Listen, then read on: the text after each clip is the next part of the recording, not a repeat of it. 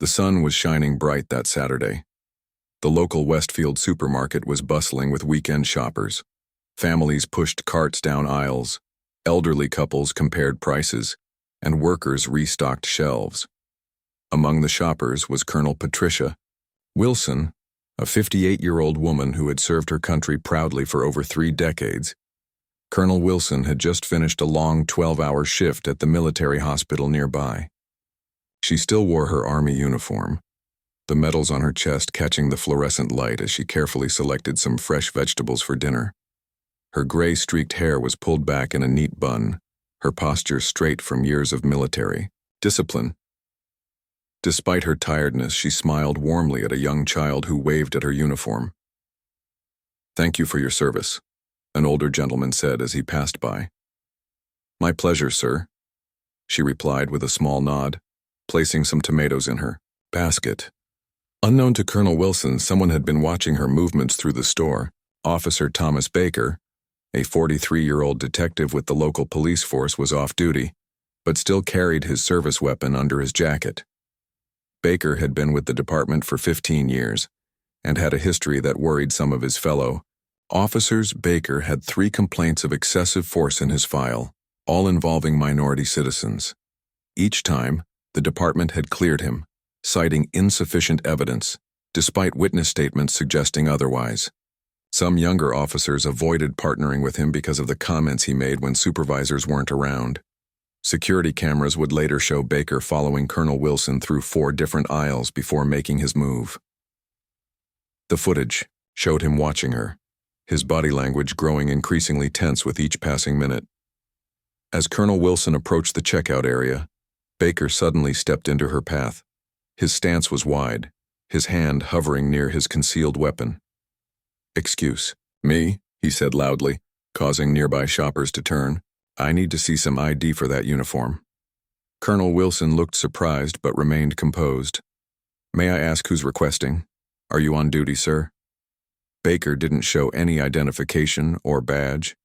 He wasn't wearing his uniform, just jeans and a black jacket. "I'm a police officer and I'm questioning the authenticity of your uniform." Colonel Wilson stood tall, her decades of handling difficult situations evident in her calm response. "Officer, I'm Colonel Patricia Wilson of the Army Medical Corps. I've just finished my shift at Fort Memorial Hospital.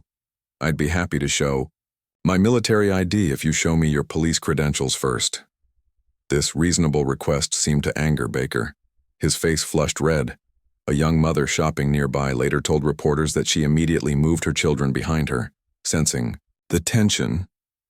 "You need to comply with my orders now," Baker said, his voice getting louder. "I've seen people pretend to be military before." The store manager, Lisa Chen, was arranging a display nearby when she noticed the confrontation. She slowly moved closer, pretending to fix items on shelves while watching carefully. "Sir," Colonel Wilson said firmly but respectfully, "I've served this country for 30 years. I've been deployed to combat zones 3 times. I've saved lives on the battlefield. I'm simply buying groceries on my way home. If you have official concerns, please follow proper protocols." Baker's next words silenced the checkout area. Witnesses would later report he used racially charged language, suggesting Colonel Wilson couldn't possibly have earned her rank legitimately. "I don't believe you," he spat out. "People like you don't get to that rank without special treatment." The surrounding shoppers gasped. A teenage boy began recording with his phone. An elderly veteran shopping nearby stepped forward but stopped when Baker suddenly reached under his jacket and pulled out his gun. "Get on the ground now," Baker shouted, pointing the weapon directly at Colonel Wilson's chest. Time seemed to freeze. In the supermarket, a cashier ducked behind the counter. A security guard reached for his radio, calling for help. Shoppers scrambled away, some pushing children behind displays, others running for exits. Colonel Wilson didn't move. She didn't raise her voice. Her medical training and military experience had taught her how to remain calm in life-threatening situations. "Sir," she said in an even tone that was caught clearly on the teenager's video, "I'm going to keep my hands where you can see them. I am not a threat to you or anyone in this store. I am a senior medical officer in the United States Army. You are pointing a weapon at me without identifying yourself properly. I respectfully ask you to lower your weapon." Baker's hand shook slightly, but the gun remained pointed at her. "I said get down, now." Store manager Lisa had quietly called 911. "There's a man with a gun at the Westfield supermarket on Oak Street," she whispered urgently. "He's threatening a woman in military uniform. Please hurry." 2 other shoppers had also called emergency services. Outside, sirens could already be heard approaching. Colonel Wilson remained standing, hands visible, eyes steady. "I cannot legally comply with orders from someone who hasn't identified themselves as law enforcement. If you are truly an officer, please follow proper procedure." Her calm dignity in the face of danger was striking. Later, when the videos went viral, this moment would be highlighted as showing extraordinary courage. The store fell silent except for the sound of Baker's heavy breathing and the distant sirens growing louder. A full minute passed with the gun pointed at Colonel Wilson's chest. Baker's face showed confusion. He had expected fear, compliance, or aggression, not this calm, professional response that made him look increasingly unreasonable. When uniformed, officers burst through the doors. They immediately recognized both people involved in the standoff. Officer Baker was their colleague. Colonel Wilson was known and respected at community events between the police department and military base. "Baker, what are you doing?" called out Officer Rodriguez, the first to enter. "Lower your weapon." Only then did Baker's arm slowly drop, the reality of the situation appearing to dawn on him. His face showed the first flickers of understanding that his actions had crossed a line from which there would be no return. As Baker was escorted from the store, Colonel Wilson finally allowed herself a deep breath. An elderly woman approached and gently touched her arm. "Are you all right, dear?" Colonel Wilson nodded, her military composure finally showing tiny cracks of the human fear she'd been suppressing. "Yes," she said quietly. "I think I am." As Officer Baker was escorted from the supermarket, the world around Colonel Wilson seemed to move in slow motion. Store employees rushed to her side, offering her a chair and a glass of water. She sat down, her hands steady, but her heart racing, beneath her decorated uniform. "I got it all on video," said the teenage boy who had been recording. His name was David, a high school student who worked part-time stocking shelves at the supermarket. "That wasn't right what he did to you." David's phone screen showed the confrontation in stark detail, the gun pointed at Colonel Wilson, her calm response, the shocked faces of other shoppers. Within minutes, 3 other people approached saying they had videos too. "Ma'am, we're going to need statements from everyone," said Officer Rodriguez, a kind-faced woman with 12 years on the force. She looked embarrassed and deeply troubled by her colleagues' actions. "I'm so sorry this happened." The store manager, Lisa Chen, was already reviewing security footage with another officer. The cameras had captured everything from multiple angles, including Baker following Colonel Wilson through the store before confronting her. "I want copies of all of this," the officer told Lisa. "This is serious." Outside the supermarket, news vans were already pulling into the parking lot. A local reporter had picked up the incident on the police scanner and arrived just as Baker was being driven away, not in handcuffs, but in the passenger seat of a police cruiser. By evening, Colonel A. Wilson had given her statement and returned to her modest one-story home. She lived alone, her husband having passed away 5 years earlier. She sat on her porch, phone in hand, watching as messages flooded in. Her niece had called in tears after seeing a clip of the incident on social media. "Auntie Pat, are you okay? Your face is all over my feed." Colonel Wilson tried to reassure her. "I'm fine, honey, just a misunderstanding." But it was far more than that. The videos were spreading faster than anyone could have imagined. By 8 p.m., the original clip posted by David had been viewed over 250,000 times. By midnight, it had reached 2 million. People were sharing it with angry comments, tagging news outlets, police departments, and military accounts. The hashtag Justice for Colonel Wilson started trending nationwide. At the military base, Colonel Wilson's phone rang constantly. Her commanding officer, General Robert Taylor, called personally. "Wilson, I've seen the video. The entire chain of command has. We stand with you 100%. The Army takes care of its own. The general's words meant a lot to her. In her 30 years of service, she had faced discrimination before, but never so publicly. Never with a gun pointed at her chest in a place as ordinary as the grocery store. "Thank you, sir," she replied, her military bearing holding even in this private moment. "We're sending a legal representative to your home tomorrow morning," the general continued. "The Army wants to make sure your rights are protected through this process." Meanwhile, at the police station, a crisis was unfolding. The chief of police, Harold Johnson, a 30-year veteran of law enforcement, had been called in from his grandson's birthday party when the video started going viral. He sat in his office, tie loosened, watching the footage for the 4th time. "How did we miss this?" he asked the room of senior officers gathered around him. "Baker's been with us 15 years. Were there signs we ignored?" "The internal affairs." Captain slid a folder across the desk. 3 previous complaints, all dismissed, all from minority citizens claiming excessive force or harassment. The last one was 8 months ago. Chief Johnson's face fell as he flipped through the pages. "And we cleared him each time?" "Insufficient evidence was the finding," the captain replied, unable to meet the chief's eyes. "Looking back now," the chief didn't need him to finish the sentence. Looking back now, with the world watching, the pattern was impossible to ignore. In the hallway outside, officers were divided. Some defended Baker, saying he must have had a reason to approach Colonel Wilson. Others were horrified, saying he had disgraced the badge they all wore. Officer Rodriguez sat alone in the break room, scrolling through social media.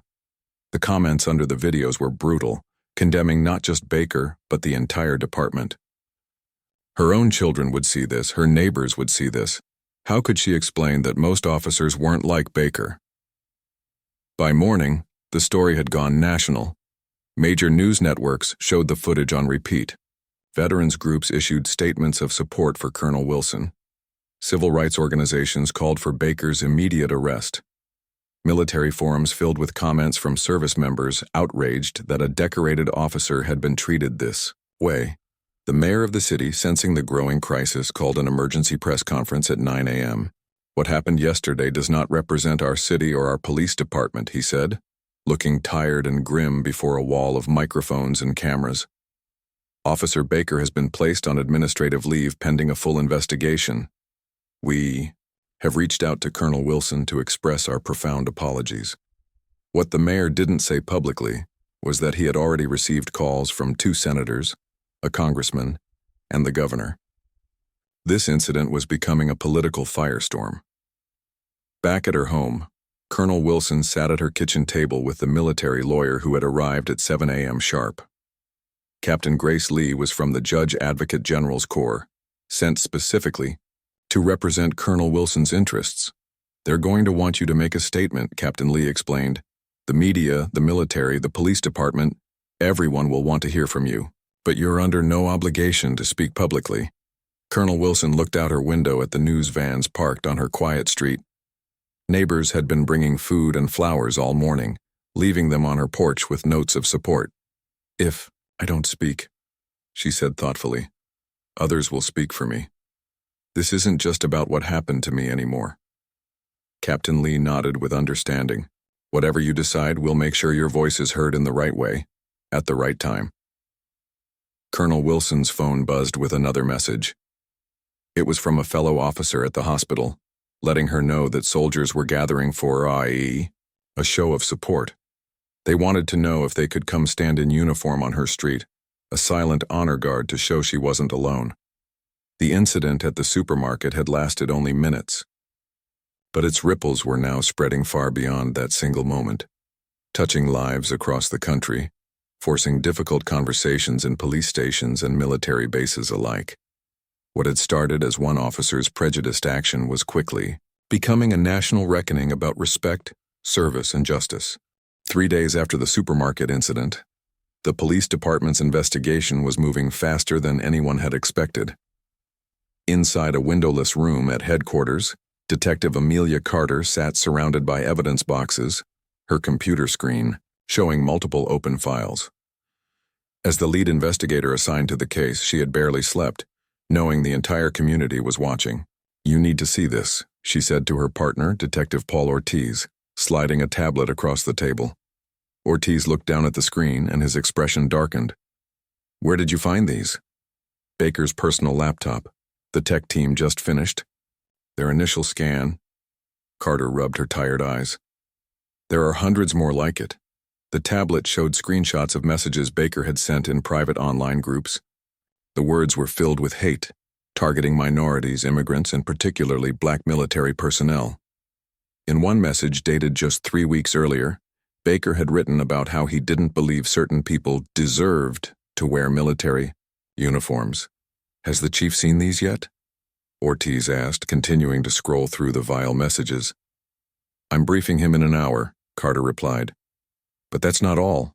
We've identified 7 previous incidents where Baker confronted minorities while off duty. None were reported officially." "How did we miss this?" Ortiz whispered, the question hanging heavy in the room. Meanwhile, at Fort Memorial Hospital, Colonel Wilson had returned to work despite offers of leave time. Her colleagues had created a protective circle around her, escorting her to and from the parking lot, bringing her lunch, making sure she was never alone unless she wanted to be. In her office, Colonel Wilson reviewed medical files while trying to maintain her normal routine. A knock at her door made her look up. "Ma'am, do you have a minute?" It was Lieutenant Kevin Park, one of the younger doctors under her command. "Of course, Lieutenant. Come in." Park closed the door behind him. "Colonel, I wanted to thank you." "Thank me for what?" "For how you handled that situation." Park's voice was quiet but intense.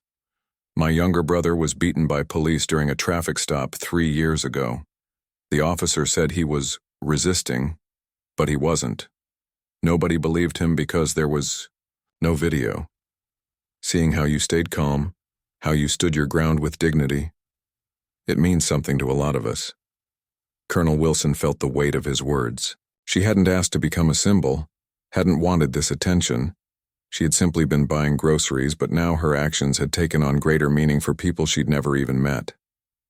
"Thank you for telling me that, Lieutenant," she said sincerely. After Park left, Colonel Wilson opened her personal email. Among the hundreds of messages was one from a reporter at the Washington Post requesting an interview, another from a senator's office offering support, a third from a mother's group saying her example had sparked important conversations with their children about standing up to injustice. The responsibility felt enormous. Across town, District Attorney Elena Vasquez sat in her office with her top prosecutors. The blinds were drawn, coffee cups littered the conference table, and legal books lay open around them. "The evidence supports multiple charges," said Assistant DA Tom Phillips, flipping through a thick folder. "Assault with a deadly weapon is clear from the videos. Then there are the civil rights violations based on the pattern of targeting minorities, which the new evidence from his electronic devices strongly supports." De Vasquez nodded, her face serious. "This case will be scrutinized from every angle. I want it airtight." "What about his defense?" asked another prosecutor. "The police union initially supported him, claiming he perceived a threat." "That support is crumbling," Vasquez replied. "After those messages were discovered, the union president called me personally to distance themselves from Baker, and 3 officers have now come forward with statements about previous concerning behavior they witnessed." The room fell silent, as everyone absorbed the implications. This case could change the department forever.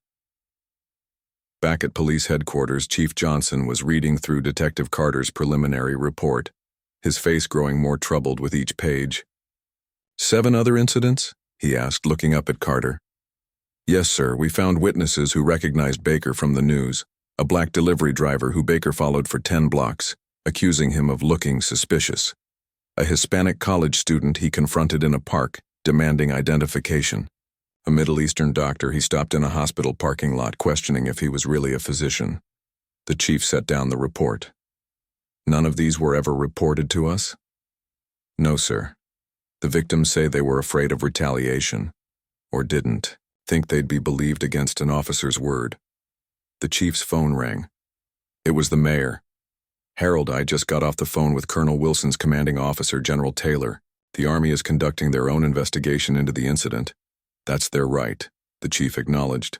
They're going to publicly release parts of her service record to counter any claims that she was somehow threatening or uncooperative. Harold, she's a combat veteran. She saved lives under fire in 2 war zones. She has commendations for bravery that most of us civilians can barely comprehend. The chief closed his eyes briefly. I understand. After hanging up, he turned back to Detective Carter. I want all of Baker's previous arrests reviewed. Every single one. If we find a pattern of bias, we need to know. At her home that evening, Colonel Wilson sat on her porch with her sister who had flown in from out of state. They watched the sunset together, trying to find moments of normalcy. I spoke with Captain Lee today, Colonel Wilson said, referring to her military lawyer. The police investigation has uncovered some disturbing things about Officer Baker. Her sister reached over and squeezed her hand. Are you really surprised? No, Colonel Wilson admitted. What surprised me was how quickly it all happened. 1 minute I was picking out tomatoes. The next I had a gun pointed at my chest. After 30 years of service, deployments to war zones, saving lives under impossible conditions, and I almost lost my life in a supermarket in my own hometown. But you didn't, her sister reminded her gently. You stood your ground. You showed the world what courage really looks like. Colonel Wilson looked out at the neighborhood where children were playing, riding bikes before dinner. What happens next matters more than what happened to me. Will anything actually change? The question lingered in the cool evening air. Across the town, in a small apartment, Officer Baker sat alone, his badge and gun taken, his future uncertain. His phone had been silent for days, former friends and colleagues distancing themselves as more evidence emerged. On the TV, his face appeared yet again on the evening news, alongside that of Colonel Wilson, her expression dignified, his increasingly desperate. The investigation was only beginning, but the truth was already taking shape, revealing a pattern of behavior that could no longer be ignored or excused. For Colonel Wilson, for the police department, and for the community watching closely, this moment of reckoning would define what justice really meant in America. The City Hall building stood tall against the morning sky, its steps crowded with reporters and cameras. It had been 3 weeks since the supermarket incident, and today was the police department's disciplinary hearing for Officer Baker. The proceedings weren't usually public, but the overwhelming community interest had forced a change in policy. Inside, the hearing room was packed. Colonel Wilson sat in the front row, flanked by Captain Lee, her military lawyer, and General Taylor, who had insisted on attending personally. Behind them sat community leaders, activists, and concerned citizens. On the other side of the room, a handful of police officers sat stiffly in uniform. Officer Baker entered with his attorney, a thin man named William Cooper who specialized in representing police officers. Baker looked thinner than before, his eyes darting around the room, avoiding Colonel Wilson's steady gaze. The 5-member disciplinary board, made up of 3 senior officers and 2 civilian appointees, filed in and took their seats. The room fell silent. This hearing will now come to order, announced Captain Diane Patel, the chairperson. We are here to review the conduct of Officer Thomas Baker and determine appropriate action based on departmental policies. The department's case was presented first. Detective Carter walked the board through the evidence methodically. The supermarket security footage, witness statements, the videos from shoppers' phones, and the disturbing content found on Baker's personal devices. Furthermore, Carter continued, our investigation has identified a pattern of similar behavior. We've confirmed 7 previous incidents involving Officer Baker confronting minority civilians while off duty, none of which were officially reported. A murmur ran through the audience. And how were these incidents discovered? Asked one of the civilian board members. After the supermarket video went viral, witnesses came forward, Carter explained. Each incident followed a similar pattern. Officer Baker would claim someone looked suspicious or was out of place, demand identification without properly identifying himself as police, and escalate the situation unnecessarily. Baker shifted. uncomfortably in his seat as Carter continued. Next came testimony from Baker's fellow officers. The first was Officer Rodriguez, who had responded to the supermarket call. "When I arrived, I immediately recognized both Officer Baker and Colonel Wilson," she testified. "I had worked with Baker for 6 years. There were signs that concerned me over time." "What kind of signs?" Captain Patel asked. Rodriguez glanced at Baker before answering. Comments he would make during shifts, how he would describe certain neighborhoods or people, how he treated some citizens differently than others. "And did you report these concerns?" Rodriguez looked down. "No, ma'am, I did not." "Why not?" I thought maybe I was misinterpreting things and—" She hesitated. "It's not easy to report," a fellow officer. 3 more officers testified similarly, each describing troubling behavior they had witnessed but never officially reported. A picture emerged of a department culture where looking the other way was easier than speaking up. When it was Baker's turn, his attorney tried to paint the supermarket incident as a misunderstanding. "My client believed he saw suspicious behavior," Cooper argued. As a dedicated officer, he felt compelled to investigate even while off duty. "What specifically was suspicious about a uniformed military officer buying groceries?" asked a board member. "Officer Baker had concerns about the authenticity of the uniform," Cooper replied. "Based on what?" pressed another board member. Cooper hesitated. "Based on his training and experience." The room grew tense as Baker himself took the stand. He claimed he had been under stress, that he had felt threatened when Colonel Wilson questioned his authority, that he had acted according to his training. But under questioning, his story began to unravel. "Did you properly identify yourself as a police officer?" Captain Patel asked. "I told her I was an officer," Baker replied. "Did you show identification? A badge?" "No, but—" "Were you in uniform?" "No, I was off duty." "So you approached a uniformed military officer, did not properly identify yourself as police, demanded her identification, and then drew your weapon when she asked for your credentials. Is that correct?" Baker's face flushed. "You're making it sound worse than it was." In the audience, Colonel Wilson remained perfectly still, her face showing no emotion as she listened to Baker try to justify his actions. During a brief recess, people gathered in small groups in the hallway, discussing the testimony. "Colonel." Wilson stepped outside for fresh air, finding a quiet spot on a bench in the courtyard. "May I join you?" asked an older black police officer she hadn't met before. "Of course," she nodded. He sat down heavily. "I'm Lieutenant Frank Thompson. I've been with the department for 28 years. He paused. "I wanted to apologize to you." "You weren't there that day," Colonel Wilson said. "No, but I've been there for 28 years, he replied softly. "I've seen things change, but not enough. Not fast enough." His eyes looked tired. "When I joined, I thought I could make a difference from the inside. Sometimes I wonder if I've done enough." Colonel Wilson considered his words. "Change is never just one person's responsibility," she finally said. Their conversation was interrupted. As people began filing back inside for the second half of the hearing, the police union representative spoke next, and his statement surprised many in the room. "The union has reviewed all evidence in this case," he said stiffly. "While we typically support our officers, we cannot in good conscience defend actions that so clearly violate both departmental policy and the public trust. Officer Baker's conduct does not represent the values of this department or the dedicated officers who serve this community with integrity every day." Baker's face showed shock as his last pillar of support crumbled. Outside the hearing room on the City Hall steps, a peaceful crowd had gathered. Military veterans stood in formation, many in uniform. Community members held signs supporting Colonel Wilson and calling for accountability. Local faith leaders led prayers for justice and healing. Inside, after 4 hours of testimony, the board went into closed deliberations. The wait felt endless.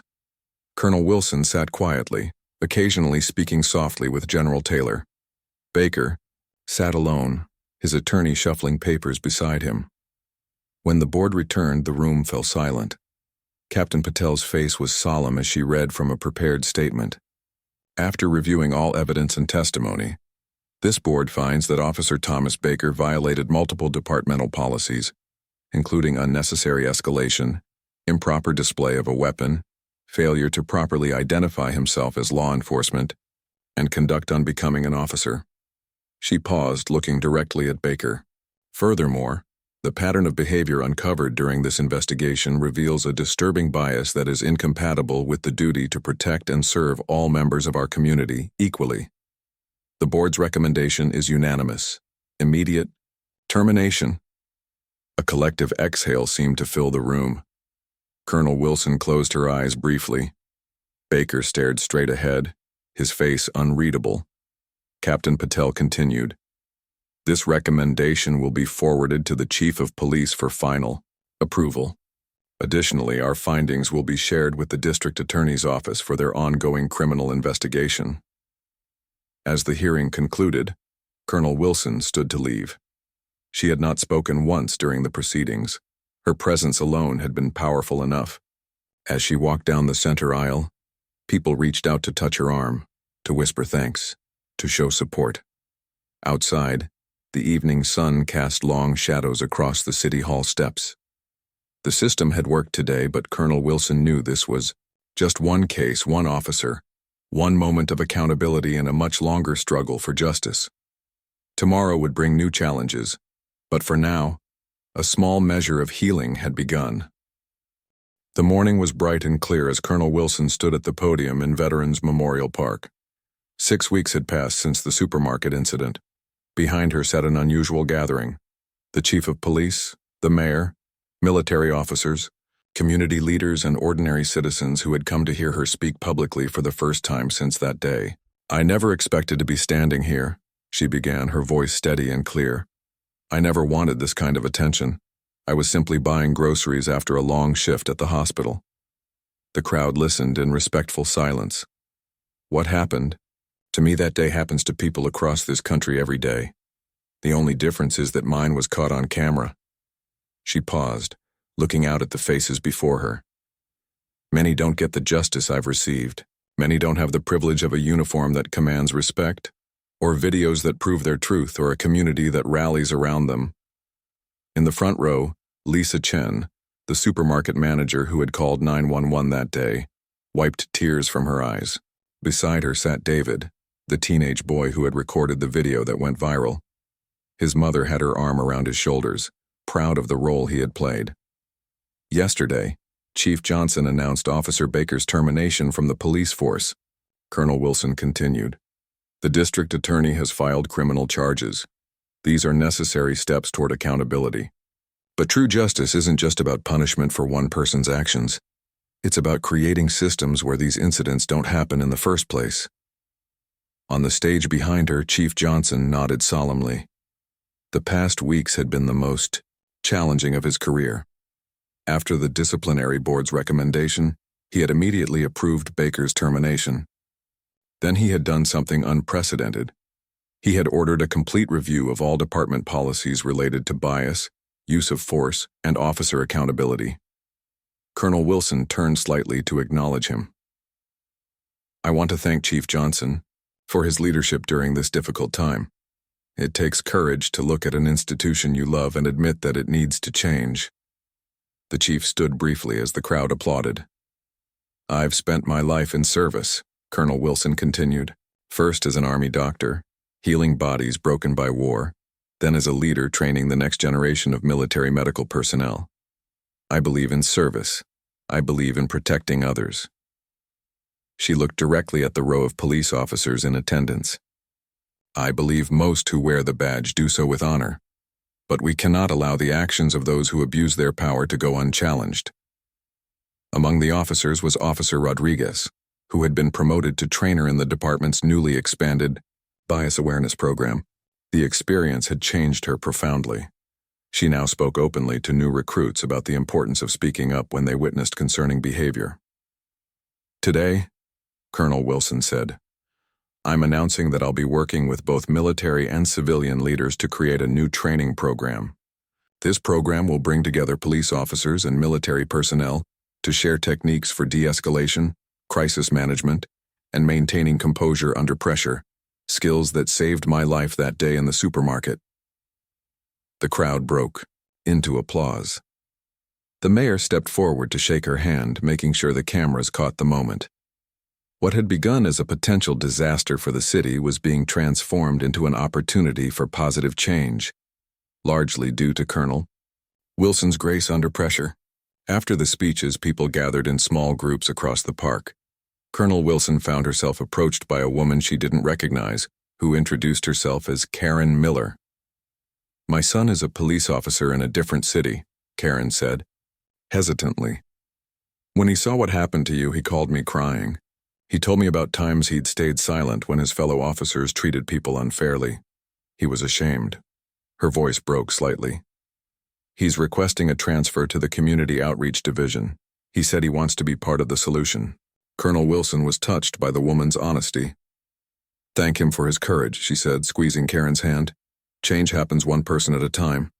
Across the park, Lieutenant Frank Thompson, the veteran officer who had spoken with Colonel Wilson during the hearing, was talking with a group of young cadets from the police academy. They had come to hear Colonel Wilson speak and were asking him tough questions about what they might face on the job. "Will we be expected to report other officers if we see something wrong?" asked one young woman. "Not just expected," Thompson replied firmly.